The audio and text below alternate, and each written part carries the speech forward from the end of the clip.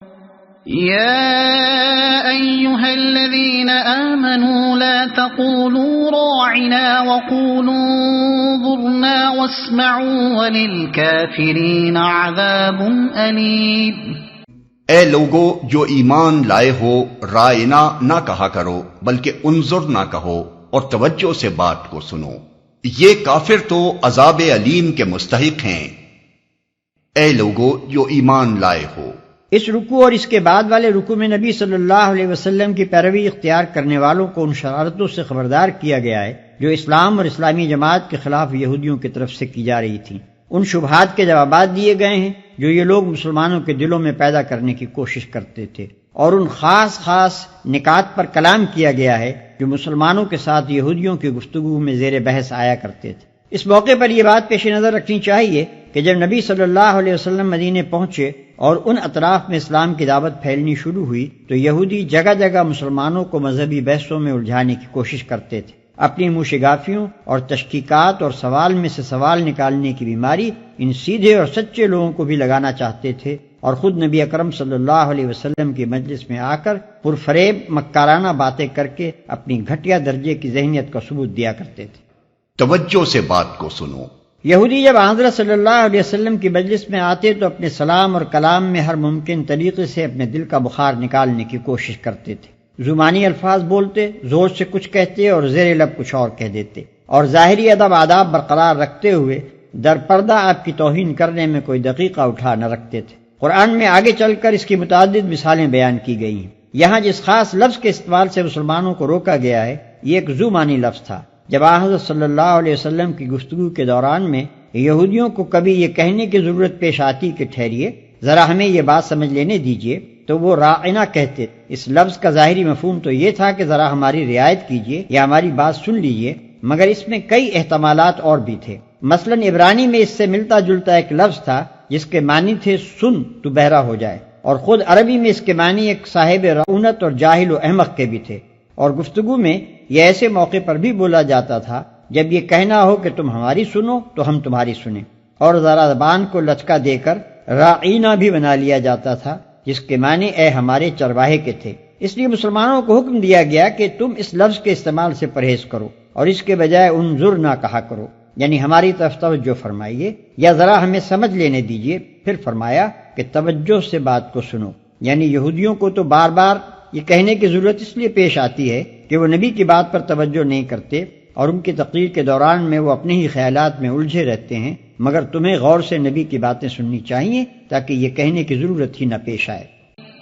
ما يود الذين كفروا من أهل الكتاب ولا المشركين أن ينزل عليكم من خير من ربكم والله يختص برحمته من يشاء والله ذو الفضل العظيم۔ یہ لوگ جنہوں نے دعوت حق کو قبول کرنے سے انکار کر دیا ہے، خواہ اہل کتاب میں سے ہوں یا مشرک ہوں، ہرگز یہ پسند نہیں کرتے کہ تمہارے رب کی طرف سے تم پر کوئی بھلائی نازل ہو، مگر اللہ جس کو چاہتا ہے اپنی رحمت کے لیے چن لیتا ہے، اور وہ بڑا فضل فرمانے والا ہے۔ ما ننسخ من آية أو ننسها نأت بخير منها أو مثلها ألم تعلم أن الله على كل شيء قدير۔ ہم اپنی جس آیت کو منسوخ کر دیتے ہیں یا بھلا دیتے ہیں اس کی جگہ اس سے بہتر لاتے ہیں یا کم از کم ویسی ہی۔ کیا تم جانتے نہیں ہو کہ اللہ ہر چیز پر قدرت رکھتا ہے؟ ہم اپنی جس آیت کو منسوخ کر دیتے ہیں یا بھلا دیتے ہیں اس کی جگہ اس سے بہتر لاتے ہیں یا کم از کم ویسی ہی۔ یہ ایک خاص شبے کا جواب ہے جو یہودی مسلمانوں کے دلوں میں ڈالنے کی کوشش کرتے تھے۔ ان کا اعتراض یہ تھا کہ اگر پچھلی کتابیں بھی خدا کی طرف سے آئی تھیں اور یہ قرآن بھی خدا کی طرف سے ہے تو ان کے بعد احکام کی جگہ اس میں دوسرے احکام کیوں دیے گئے ہیں؟ ایک ہی خدا کی طرف سے مختلف وقتوں میں مختلف احکام کیسے ہو سکتے ہیں؟ پھر تمہارا قرآن یہ دعویٰ کرتا ہے کہ یہودی اور عیسائی اس تعلیم کے ایک حصے کو بھول گئے جو انہیں دی گئی تھی۔ آخر یہ کیسے ہو سکتا ہے کہ خدا کی دی ہوئی تعلیم اور وہ حافظوں سے محو ہو جائے؟ یہ ساری باتیں وہ تحقیق کی خاطر نہیں بلکہ اس لیے کرتے تھے کہ مسلمانوں کو قرآن کے من جانب اللہ ہونے میں شک ہو جائے۔ اس کے جواب میں اللہ تعالیٰ فرماتا ہے کہ میں مالک ہوں، میرے اختیارات غیر محدود ہیں، اپنے جس حکم کو چاہوں منسوخ کر دوں اور جس چیز کو چاہوں حافظوں سے محو کر دوں، مگر جس چیز کو میں منسوخ یا محو کرتا ہوں اس سے بہتر چیز اس کی جگہ پر لاتا ہوں، یا کم از کم وہ اپنے محل میں اتنی ہی مفید اور مناسب ہوتی ہے جتنی پہلی چیز اپنے محل میں تھی۔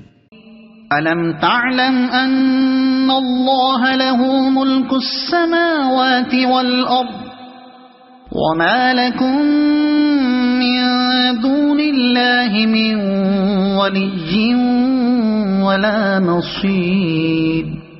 کیا تمہیں خبر نہیں ہے کہ زمین اور آسمانوں کی فرما روائی اللہ ہی کے لیے ہے اور اس کے سوا کوئی تمہاری خبرگیری کرنے اور تمہاری مدد کرنے والا نہیں ہے۔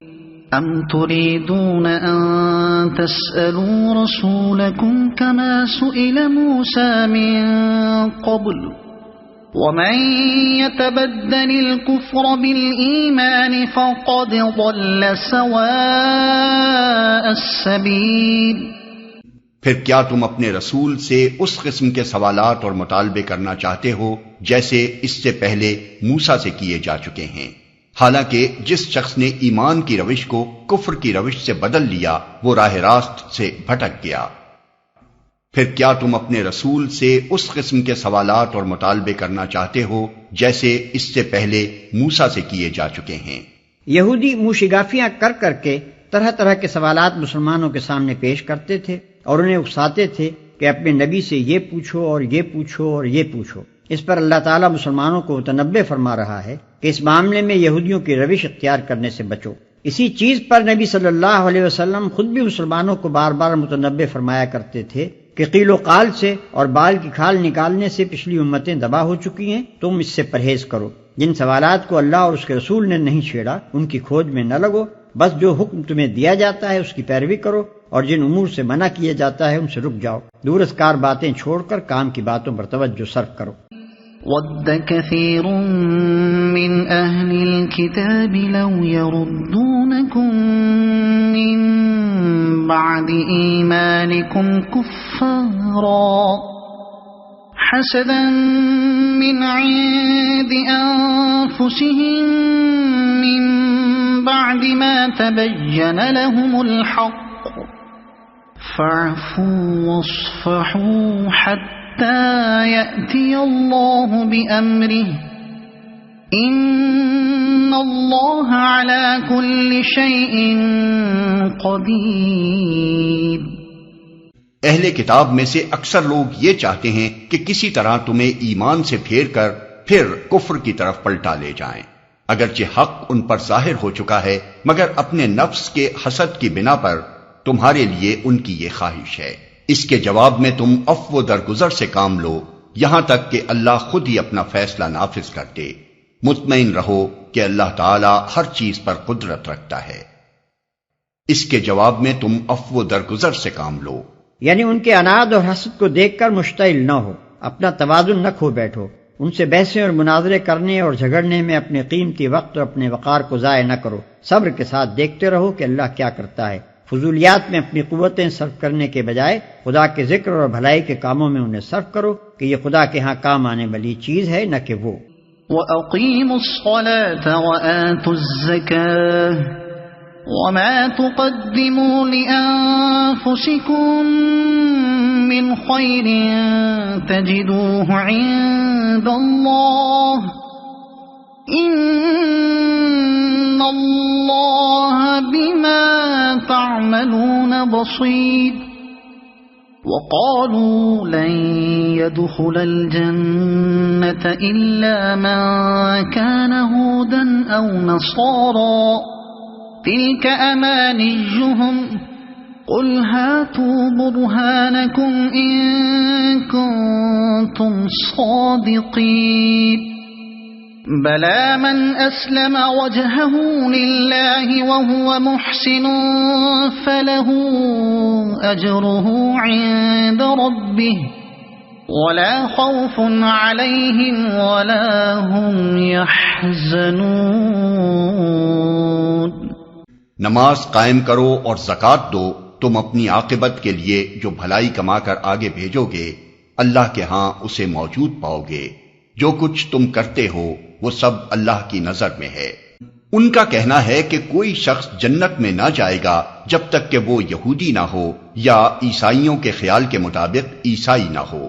یہ ان کی تمنائیں ہیں۔ ان سے کہو اپنی دلیل پیش کرو اگر تم اپنے دعوے میں سچے ہو۔ یہ ان کی تمنائیں ہیں، یعنی دراصل یہ ہیں تو محض ان کے دل کی خواہشیں اور آرزوئیں، مگر وہ انہیں اس طرح بیان کر رہے ہیں کہ گویا فی الواقع یہی کچھ ہونے والا ہے۔ دراصل نہ تمہاری کچھ خصوصیت ہے نہ کسی اور کی۔ حق یہ ہے کہ جو بھی اپنی ہستی کو اللہ کی اطاعت میں سونپ دے اور عملاً نیک روش پر چلے، اس کے لیے اس کے رب کے پاس اس کا اجر ہے، اور ایسے لوگوں کے لیے کسی خوف یا رنج کا کوئی موقع نہیں۔